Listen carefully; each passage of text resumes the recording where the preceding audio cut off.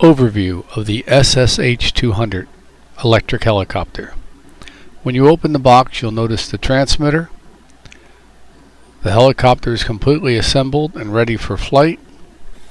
An extra pair of rotor blades are included, along with the wall charger that actually plugs into the balanced charger, and the battery is also included in the kit.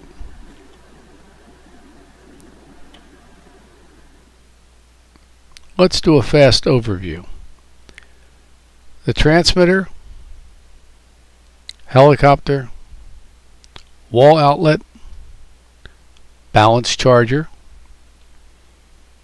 lithium polymer battery, extra tail rotor, and main rotor blades. It is highly recommended that you review the instructional manual that comes with the helicopter. Now let's take a look at the transmitter. When we open the back, you'll notice AA batteries. There are 8 of them. If they're inserted properly, when you turn the switch on, you will notice a red and green blinking light, and after 3 seconds it'll turn solid green. Shut the transmitter back off. Now we're going to look at the process of how we actually activate the helicopter. This is a little different. On this situation here, we're going to put the battery into the helicopter. It locks in on the bottom. We're going to connect the connector where the red will go to red and the black will go to black. It is important that you connect the power to the helicopter first before you turn the transmitter on. This is normally the opposite of what you do with most helicopters, but with this one here, plug the helicopter in, make sure that the light is blinking, your throttle on your transmitter is all the way down, and you're going to throw the switch on. You'll notice the green and red light will be blinking, and once it turns green, it has synced or locked onto the transmitter itself. Now, we verify the controls move back and forth. And at this point, what we're going to do is test the electric motor itself. So we're going to keep our hands clear, put the transmitter far enough away, slowly bring the throttle up until the motor starts to kick on. Once we verified that all systems are working, the next thing we'd like to do is actually take a look at how the control surfaces work. To do so, we will disconnect the battery pack from the helicopter. Now the transmitter is turned off and the helicopter is de-energized. The first thing we're going to do is look at the right stick. This is referred to as the cyclic. It will rotate the swash plate 360 degrees. If you move the stick forward, the nose will drop. If you pull the stick back, the nose will rise. If you pull the stick to the right, it'll tilt to the right. If you push it to the left, it'll tilt to the left. Your left stick activates the tail rotor. If you move it to the left, the nose will go to the left, or if you move it to the right, the nose will move to the right. A combination of the throttle and the collective and cyclic all together will have a coordinated flight, and we're going to demonstrate this throughout the video. We will now look at the process in removing the canopy. The first thing you're going to notice are rubber grommets on either side. Very carefully pull out on either side, then pull forward to gently remove the canopy. You will notice that it's connected by a wire to a little plug connector on the right hand side up front. That's for the LED light in the front nose of the helicopter canopy itself. Very easily can be removed by just gently pulling this connector straight up, and it'll remove the wire from the connector and the canopy can be pulled away from the helicopter. Next, I'd like to take a look at the actual main cyclic part, or the swash plate of the helicopter. We have 2 servos, one located on the right side and one will be located on the left side. These 2 servos work in conjunction to move the plate, which I'm pointing to right now, 360 degrees in rotation, so it can pivot forward and back, left or right. That in turn will force the main rotor blade or head to pitch in 360 degrees for forward flight, aft flight, or side to side flight. What I want to point out here are these are little connectors that are ball connectors. They work by a little bit of pressure.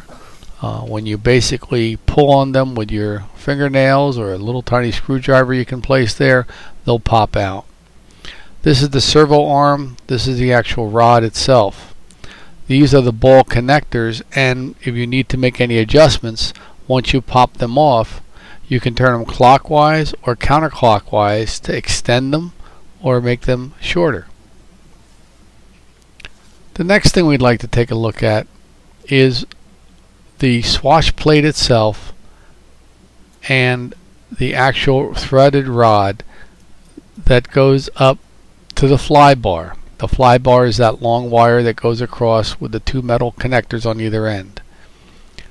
Where I'm pointing to right now, if your blades are not tracking properly, you would pop off either side and either expand them or contract them to get the blades to track properly. All this is set up by the factory, and you really shouldn't have to play with it all. On the front part of the canopy is a potentiometer that you can adjust if you don't have enough tail rotor movement.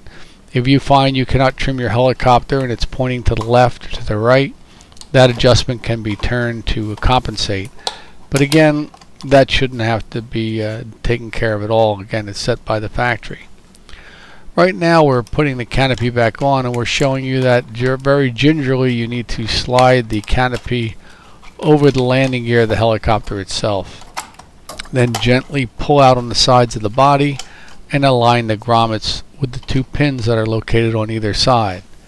Gently press in. The pins will then force their way through the grommets on either side, and your canopy is secure and ready for the battery to be installed.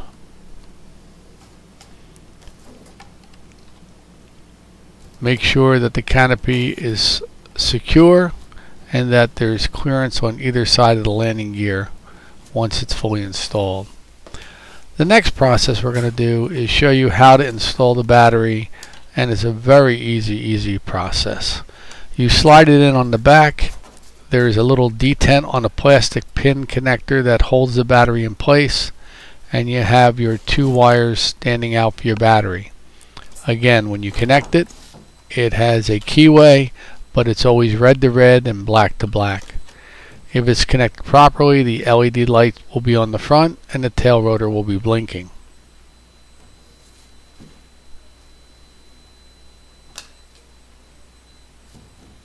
The next thing we want to do, and this is always very important, is to synchronize the transmitter with the helicopter. Always make sure the throttle trim is all the way down and that the throttle on the left stick is all the way down. All trims are centered, and at this point we're going to go ahead and turn the transmitter on itself. But again, always verifying that the throttle's down. The light will start to blink, and after about 3 seconds it turns green. That shows that it is now bound or connected to the helicopter receiver. As you notice, I'm moving the sticks left and right, up or down. You can see that swash plate moving back and forth or left to right. Again, at this point, do not move that throttle until the helicopter blade is clear of your hands and the tail rotor is clear of any objects. The second you bring the throttle up, the blade will start to rotate. Now, what I'm going to demonstrate in just a moment is quite interesting. It's going to show you how the tail rotor works. And you're going to notice that if you hold it all the way to the left, the tail rotor will stop. If you move it to the right, the tail rotor speed will increase. So a good way to check your helicopter, you move the stick all the way to the left, the tail rotor will stop, and if you move it all the way to the right, the motor speed on the tail rotor will increase. And that's really your torque compensator. It's going to compensate for the rotation of the helicopter blade. At this point, we have completed our inspection. We're going to disconnect the battery. We're going to make sure we shut our transmitter off and get ready for our first flight.